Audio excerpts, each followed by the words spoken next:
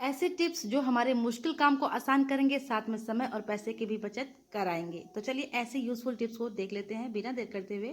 Hello everyone, welcome back to Aaradhya की रसोई। तो जो पहले टिप्स है वो यहाँ पे बेडशीट को लेकर के है। बच्चे अक्सर बॉल पेन से या जेल पेन से बेडशीट के ऊपर कुछ न कुछ लिख देते हैं, और जब हम इसको क्लीन करते हैं फ्रेंड्स, तो बहुत घंटों रगड़ना घिसना पड़ता है। फिर भी ये आसानी से निकलता नहीं है, इंक के निशान रह ही जाते हैं। तो बहुत ही आसान सा तरीका मैं यहाँ पे शेयर करने वाली हूँ। आपको लेना है डेटॉल। डेटॉल की कुछ बूंदें लेंगे और पूरे इंक पे हमें इस तरीके से डाल लेना है। अब यहाँ आपको उंगली से रफ कर लेना है। आप देखेंगे जैसे जैसे आप रफ करते जाएंगे पूरा इंक आसानी से निकल जाएगा। यहाँ पे घंटों रगड़ने की ज़रूरत नहीं है, सिर्फ आपको 30 से 40 सेकंड में ही ये कितना भी बुरा कंडीशन में इंक लगा हो वो आसानी से छूट जाएगा। तो अगर बच्चे अपने वाइट यूनिफॉर्म पे भी इस तरीके का इंक का निशान लगा लेते हैं तो उसको भी आप इसी तरीके से क्लीन कर सकते हैं। बहुत ही आसान तरीके से क्लीन हो जाएगा। और अब यहाँ पे मैंने पानी यूज़ लिया है अंदर की साइड रखते हुए। तो आप देख सकते हैं पानी यहाँ पे पूरा वाइट हो चुका है, क्योंकि हमने यहाँ पे डेटॉल का यूज़ किया है। तो फ्रेंड्स अभी आप देख सकते हैं बेडशीट हमारी पूरी तरह से क्लीन हो चुकी है। ना इसे हमने घंटों रगड़ा है, ना ही घिसा है, और ना यहाँ पे कोई साबुन का यूज़ किया है। आप देख सकते हैं सिर्फ डेटॉल से ही ये आपका बेडशीट पूरा क्लीन हो चुका है। तो चलिए अगली टिप्स की तरफ चलते हैं। मैंने यहाँ पे भिंडी ली है, और भिंडी जब भी कट करते हैं ना तो भिंडी के जो रेशे होते हैं चाकू पे लग जाते हैं, और बहुत ज़्यादा लगते चले जाते हैं तो भिंडी कट करने में दिक्कत होती है और भिंडी चिपकना शुरू हो जाती है। तो यहाँ पे आपको क्या करना है, अगर आप सरसों का तेल यूज़ करते हैं या फिर आप कोई भी तेल यूज़ करते हो खाने के लिए, आपको वही वाला तेल लेना है और चाकू के ना इस पे आपको लगा लेना है फिंगर से। तो मैंने यहाँ पर सरसों का तेल अप्लाई किया है, बस उंगलियों से ही आपको लगाना है फ्रेंड्स। और जब आप ऑयल लगा देंगे ना चाकू के ऊपर, फिर आप जब भिंडी कट करेंगे तो ये भिंडी बिल्कुल भी नहीं चिपकेगी और ना ही इसके रेशे चिपकेंगे। तो इस तरीके से आप फटाफट ढेरों भिंडी कट कर सकते हैं। वीडियो में कोई भी टिप्स अगर आपको पसंद आती है तो वीडियो को लाइक करें, शेयर करें। चैनल पर पहली बार आए हैं तो सब्सक्राइब ज़रूर से करें। सब्सक्राइब करने का कोई भी चार्ज नहीं लगता है, ये बिल्कुल फ्री रहता है। अब हमारे घर में ऐसी जीन्स रहती है जिसका यूज़ नहीं रहता है, यानी कि जो बेकार रहती हैं, जिसका हम इस्तेमाल नहीं करते हैं। तो इस पुरानी जीन्स से मैं दो तरीका यहाँ पर शेयर करने वाली हूँ जो आपके काफ़ी काम आ सकता है। तो फ्रेंड्स यहाँ पे हम इसको दो हिस्सों में डिवाइड कर लेंगे। ये जो आप देख सकते हैं ना, इसके नीचे का हिस्सा इसका पैर कट कर लेंगे और ऊपर का हिस्सा कट कर लेंगे। दो भाग में हमने जीन्स को डिवाइड कर लिया है। जीन्स का जो नीचे वाला हिस्सा हमने लिया है, इसका बहुत ही आसान सा तरीका मैं शेयर करने वाली हूँ। फ्रेंड्स अगर आप वैक्स करते होंगे तो वैक्स के लिए आप बाजार से महंगे महंगे स्ट्रिप्स लेके आते हैं, तो आप इस जीन्स से ना स्ट्रिप्स बना सकते हैं। ढेरों स्ट्रिप्स बन जाएंगे, और आप जब इसका यूज़ करेंगे आपको इसका रिजल्ट बहुत अच्छा मिलेगा। यानी कि जब भी आप वैक्स करें और आप जब वैक्स करते समय इसको अप्लाई करेंगे, आप देखेंगे कि मार्केट में जो हम स्ट्रिप्स खरीदते हैं ना, उससे बहुत ज़्यादा अच्छा ये जीन्स के कपड़े का स्ट्रिप्स रहता है। यहाँ पे जीन्स की एक पेयर से हमने ढेरों स्ट्रिप्स बना लिए, और अब दूसरा जो हिस्सा है हमने लिया है ना, इस हिस्से को कैसे यूज़ में लेने वाले हैं। सबसे पहले बीच से आप फोल्ड कर लें। खुले वाले हिस्से की तरफ ना हमें 3 इंच का एक बॉक्स बनाना है। चौड़ाई और लंबाई में 3 इंच का निशान लगाते हुए आप 3 इंच का एक बॉक्स बना लें। तो यहाँ पे बॉक्स बनाने के बाद फ्रेंड्स जैसा बॉक्स बना है ना, उसके हिसाब से आपको उसके ऊपर ही जो हमने लाइन ड्रॉ की है उस लाइन के ऊपर ही आपको कट कर लेना है। कट करने के बाद जब आप इसको खोलेंगे तो देखिए कुछ इस तरीके की डिज़ाइन क्रिएट हुई है। ये देखिए इस तरीके की। अब यहाँ पे इस जीन्स को हमें उल्टा कर लेना है। उल्टा करने के बाद अभी जो नीचे का हिस्सा आप देख रहे हैं, सबसे पहले इस खुले वाले हिस्से को हमें सीधा सिल लेना है, सिलाई कर लेना है। तो मैं यहाँ पे सुई धागे की मदद से सिलने वाली हूँ। अगर आप सिलाई मशीन से चाहें तो सिलाई मशीन से भी सिल सकते हैं। तो ये खुले वाले हिस्से दोनों तरफ के हमें सिल लेने हैं।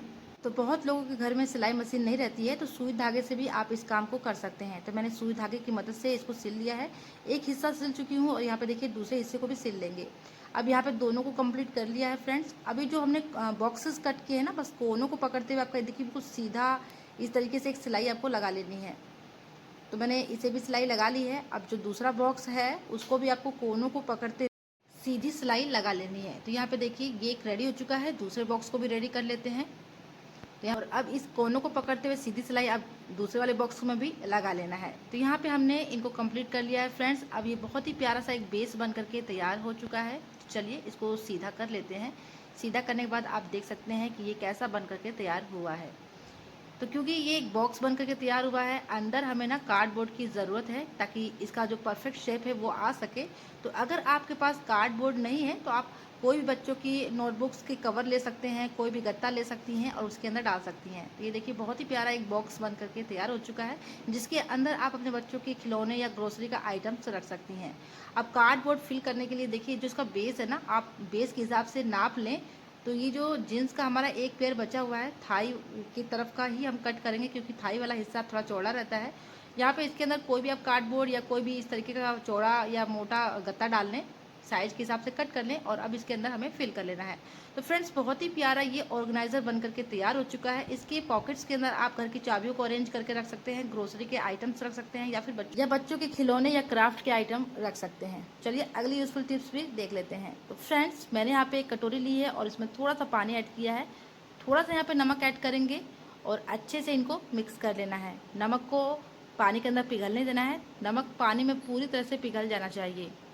अब इसका यूज़ करके आप अपनी बहुत बड़ी समस्या से बिल्कुल फ्री हो सकते हैं। तो चलिए देख लेते हैं कि कौन सी समस्या से ये पानी हमको फ्री कर सकता है। होता क्या है, हमारे फ्रीजर के अंदर आपने देखा होगा कि कुछ समय बाद इस तरीके से पहाड़ की सिल्लियाँ जम जाती हैं, बर्फ़ की सिल्लियाँ जम जाती हैं, बर्फ़ बिल्कुल पहाड़ जैसा जम जाता है। और जब ऐसा होता है ना तो फ्रिज हमारा ओवरलोड लेना शुरू कर देता है, यानी कि बिजली की खपत ज़्यादा होती है, ज़्यादा मात्रा में आती है तो बिल भी ज़्यादा ही आता है। तो जब कभी फ्रीजर के अंदर इस तरीके से पहाड़ की बर्फ़ की सिल्लियाँ पड़ जाए ना, बिल्कुल पहाड़ जैसा बर्फ़ जम जाए, तो आप क्या करें, नमक पानी का घोल आपको बनाना है और इस बर्फ़ के ऊपर अप्लाई कर देना है। तो जिस एरिया पे आपको लगता है कि यहाँ पे बर्फ़ जमा हुआ है, बस आपको कुछ बूंदें ही डालनी है, इस तरीके से आप डाल लेना है। पूरा पानी नहीं लगेगा, बस कुछ चम्मच ही लगेगा यहाँ पे। और थोड़ी देर में आप देखेंगे ना ये बर्फ़ बिल्कुल पिघलना शुरू हो जाएगा, यानी आपको बर्फ़ निकालने के लिए मेहनत करने की बिल्कुल भी ज़रूरत नहीं है। फ्रेंड्स नमक के संपर्क में आते ही ना बर्फ़ पिघलना शुरू कर देता है, इसलिए आपको यहाँ पे ज़रा से भी मेहनत करने की ज़रूरत नहीं है। थोड़ी देर में आप देखेंगे ये बर्फ़ जो है फ्रीजर को छोड़ना शुरू कर देगा। तो यहाँ पे देखिए कुछ समय बाद आप देख सकते हैं ये बर्फ़ आसानी से फ्रीजर को छोड़ रहा है और आप इस तरीके से बर्फ़ को निकाल सकते हैं और निकाल के अपने फ्रीजर को क्लीन कर सकते हैं। तो देखिए कितना आसान है। इस तरीके से बस जब भी आपको लगे कि आपके फ्रीजर के अंदर ढेर सारा बर्फ़ जमा हो चुका है तो आप इस तरीके से नमक पानी के घोल को डालें और फिर आप अपने इस बर्फ़ की सिल्ली को इसमें से निकाल सकते हैं। फ्रिज के अंदर जब भी हम इस तरीके से पतीला रखते हैं तो जो फ्रिज का काउंटर होता है ना, ये बहुत जल्दी गंदा हो जाता है, इस पर चिपचिपा ऑयली ये सब दाग धब्बे लग जाते हैं। तो और ऐसा इसलिए होता है फ्रेंड्स, जब भी हम दूध का पतीला या दही का पतीला कुछ भी रखते हैं ना, तो जो पतीले का बेस होता है ना, बेस ही हमारा गंदा होता है। तो जब बेस गंदा रहेगा तो फ्रिज का काउंटर गंदा होएगा ही। तो इसके लिए आपको क्या करना है कि आप कुछ भी आइटम्स अगर रखते हो तो इसके नीचे एक स्टैंड अगर आप रख देंगे ना, तो ये तला जो है बिल्कुल भी फ्लोर को गंदा नहीं करेगा। तो स्टैंड हम लाए कहाँ से, इसके लिए आपको लेनी है चूड़ियाँ। ये वही चूड़ियाँ हैं जिनका हम यूज़ नहीं करते हैं, जो एक एक पेयर बच जाती है ना, तो इन चूड़ियों को आप यूज़ में ले सकते हैं। करना क्या है, मैंने यहाँ पे देखिए मोटा कंगन लिया है और इस कंगन को आपको रखना है। अब इस कंगन के ऊपर आप दूध रखें, दूध का पतीला रखें या दही का पतीला रखें, आपका जो भी फ्लोर होगा ना, ये फ्रिज के अंदर का फ्लोर बिल्कुल भी गंदा नहीं होगा, बिल्कुल भी ऑयली नहीं होगा, बिल्कुल क्लीन रहेगा। जैसे आप साफ़ सुथरा रखेंगे बिल्कुल वैसे ही रहेगा। तो छोटे छोटे आइडियाज़ थे फ्रेंड्स, जिनसे हमारे मुश्किल काम बहुत ज़्यादा आसान हुए हैं। अगर आज की वीडियो में कोई भी टिप्स आपको अच्छी लगी हो तो वीडियो को लाइक करें, शेयर करें। चैनल पर पहली बार आए हैं तो सब्सक्राइब ज़रूर से करें। Thanks for watching.